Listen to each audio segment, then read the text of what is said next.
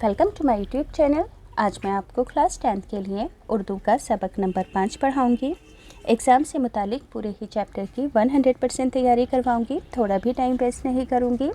आपके सिलेबस और कोर्स के अकॉर्डिंग ही पूरे चैप्टर की 100% तैयारी करवाऊंगी। तो बच्चों, बिना टाइम वेस्ट किए पढ़ना स्टार्ट करते हैं।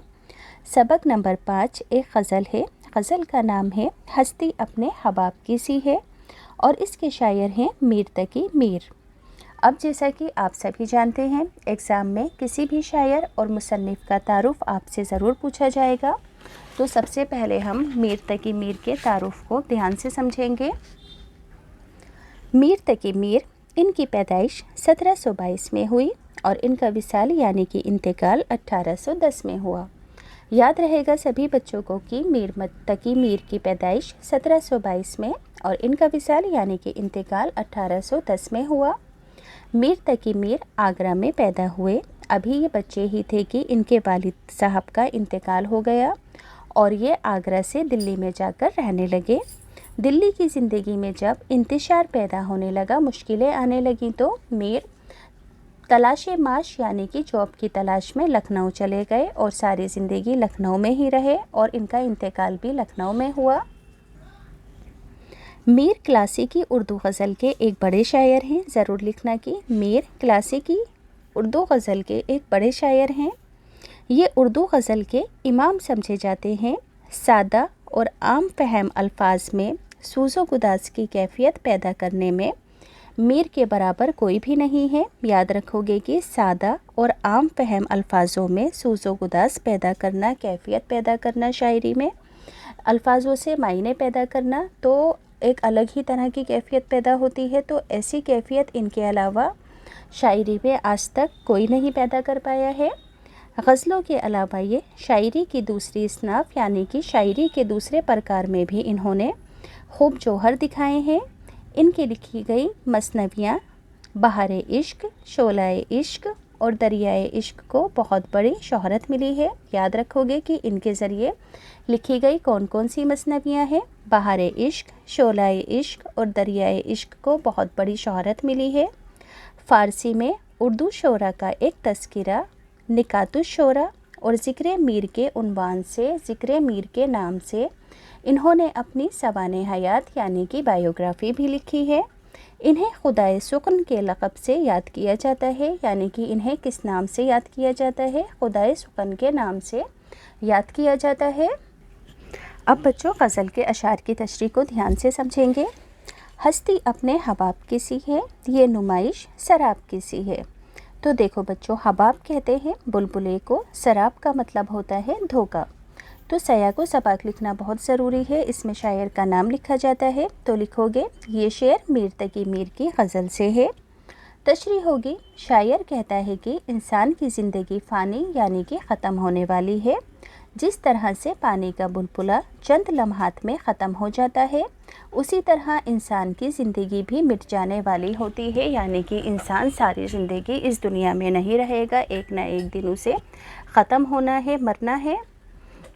अगला है नाजुकी उसके लब की क्या कहें, पनखुड़ी एक गुलाब की सी है। सया को सबाक, ये शेर मीर तकी मीर की गज़ल से है।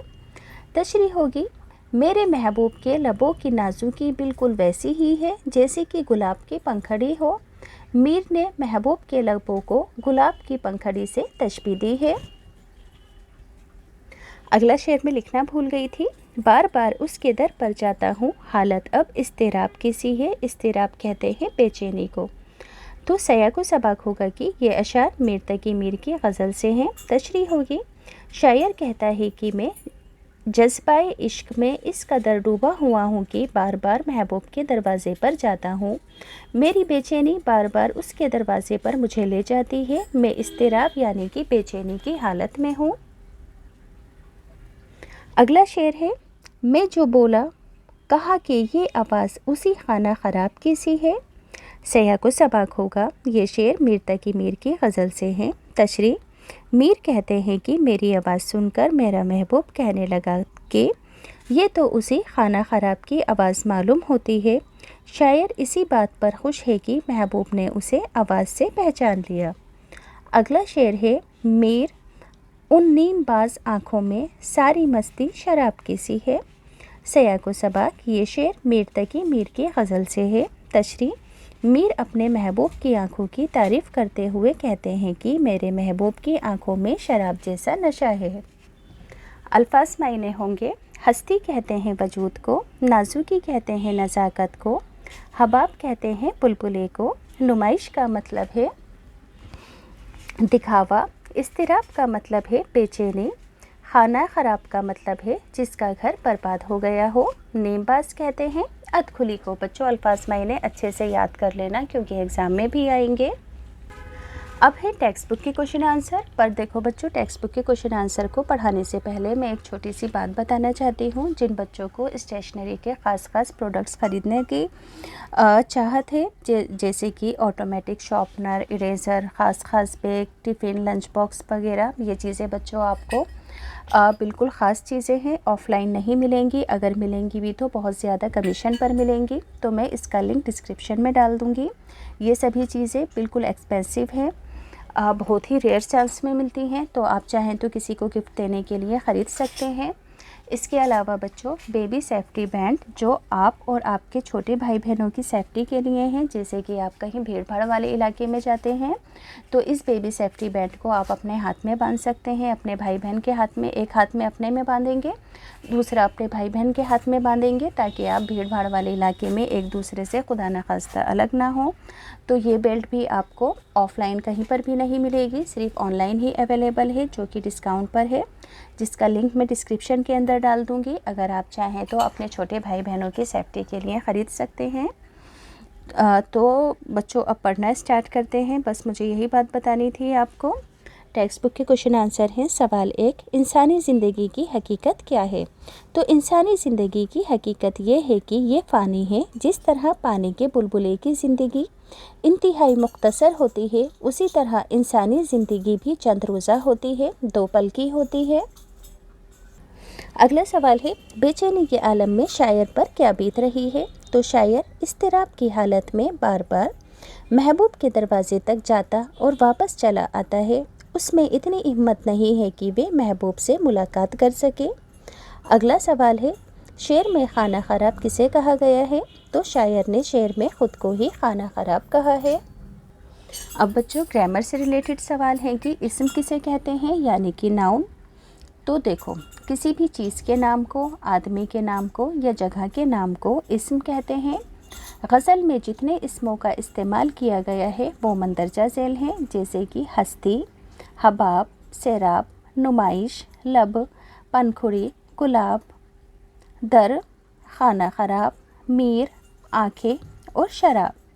अगला सवाल है कि मक्ता किसे कहते हैं? तो बच्चों मक्ते का मतलब होता है गज़ल का आखिरी शेर, जिसमें शायर अपना नाम शॉर्ट फॉर्म में लिखता है। तो क्या लिखोगे कि गज़ल का आखिरी शेर जिसमें शायर अपना तखल्लुस इस्तेमाल करता है उसे मक्ता कहते हैं। जैसे कि मीर उन नीम बाज आँखों में हमारी मस्ती शराब की सी है। तो देखो यहाँ पर मीर का नाम शॉर्ट फॉर्म में लिखा है, तो यही गज़ल का मक्ता है। अगला सवाल है, सैराब किसे कहते हैं? तो बच्चों तेज़ धूप में रेगिस्तान को देखें तो कुछ दूरी पर पानी चमकता हुआ नज़र आता है। ये दरअसल रेत ही होती है, पानी होने का सिर्फ धोखा होता है, इसी को सराब कहते हैं और इसी वजह से सराब के एक मायने धोखा है। तशबीह किसे कहते हैं? इम्पॉर्टेंट क्वेश्चन है, एग्ज़ाम में आ सकता है, ध्यान से सुनेंगे।